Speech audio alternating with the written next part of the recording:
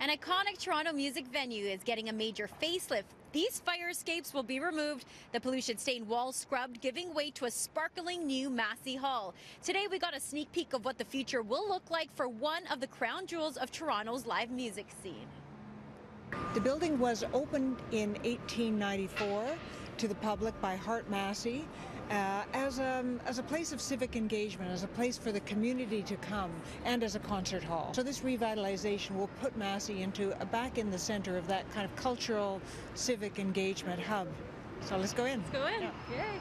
One of the wonderful parts of the hall is these embracing balconies at 2 levels, which really kind of wrap the stage, wrap the performer with an audience that's very engaged. There's no seat in the house that isn't in very close proximity to the performance.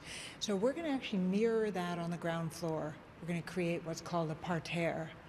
And those parterre seats will change the current orchestra seats beyond the columns where you and I were sitting, and it will take them up a couple of levels so that you can actually see really well. And that allows us, in the corral of that shape, we can remove all the seats. They will fold up and slide underneath the stage on rails in a very short period of time, and that opens it up for general admission. Right now we're walking between 2 sets of washrooms.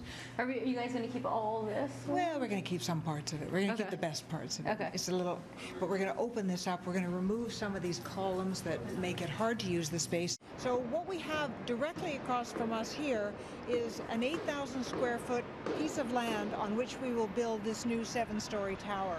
So we've devised this idea of what we call passerelles, glass bridges that allow you to enter out of the doors at the north end of Massey, come out onto these 10-foot wide passerelles and travel outboard of the hall and come into the new lobby spaces.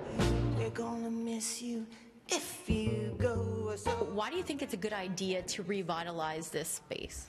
I think Massey Hall revitalization is such a good idea because it's such a jewel of the city's music scene and music history. And I also think in light of, some of the issues around music venues in the city and the future of music, what Massey's proposing is so important because we'll create these incubation spaces where younger emerging artists can also hone their craft so that one day they might play on the main stage at Massey Hall. Massey Hall will close down next year, so the $139 million project can kick into overdrive. And if it all goes according to plan, it will all be done by 2020.